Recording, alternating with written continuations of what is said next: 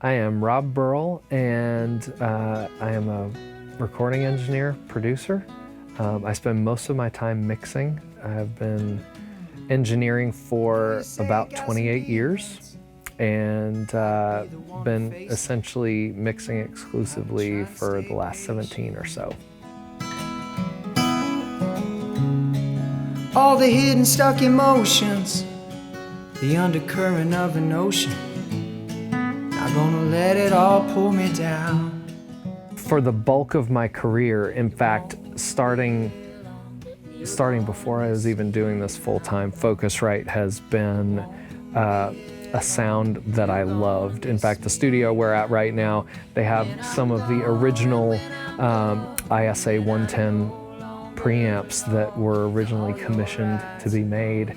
And so that sound, whether you're a musician or an engineer, I think you might grab a guitar and it just feels right to you, or for an engineer, something just, it says what your ears want to hear. Focusrite has always been that for me. It's always been a go-to sound. So when we were talking about doing this today, I knew that the texture of the preamps would be exactly what I needed. I chose mics that would complement both the singers and instruments, but also that would complement what the Focusrite preamps bring to the table.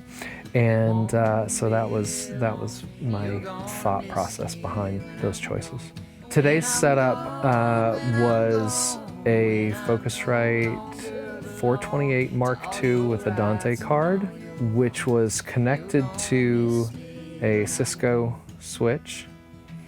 I also used two ISA 1 preamps that actually fed into the 428, because the 428 has 4 extra inputs to feed the Dante card, because the Dante card is an 8-channel card. So I was able to leave all of that out on the floor with the talent and have all of those streams come down the pipeline. From there, they went into my 16 line, which also was using the 2 preamps on board that for the room mics, and that went into the computer via Ethernet. So really simple, really elegant setup. The setup that we did today is a setup that anyone could do if someone's doing a house concert, if you wanted to record at home. This would be a very typical setup that, even though we're in a commercial facility, we kind of did this as if we weren't, because everything is coming in from the tracking room via one Ethernet cable into the Red 16 line interface, Thunderbolt into the computer, into Pro Tools.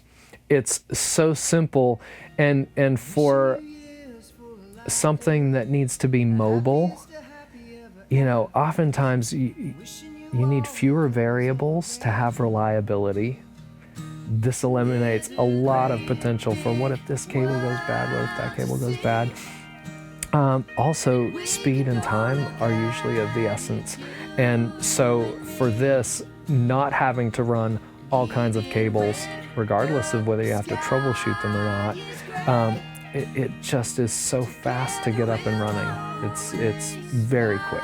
For achieving a finished, complete sound, this is one of the reasons that you could ask many of my assistants from the past, you could ask artists that I've worked with. I recommend Focusrite's ISA 1 to them all the time, and there are a few reasons for that. One is to me, the sound of that preamp, it sounds like a record. It sounds balanced the way that it needs to sound. Another thing that I love about it is that it's portable and flexible.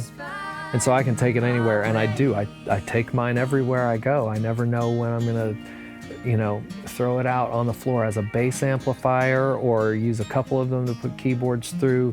So versatile, but everything has this texture that just sounds great.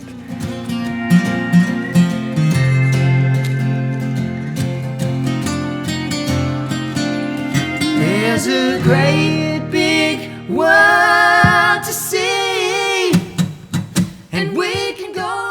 I love ISA, and I've said this, and I said this before. It literally sounds like a record to me. It's the sound of it connected with me from a very young place in my career, and it's always been something that I know, okay, that's what I need. It's that sound that is going to get me where I want to go. And for everything that I love about it sonically, now with the ability to pair it with RedNet and use audio over Dante, it takes it all to the next level, because it's all that sonic beauty, but in a way that can be easily configured for remote recording, in the studio, wherever it might be.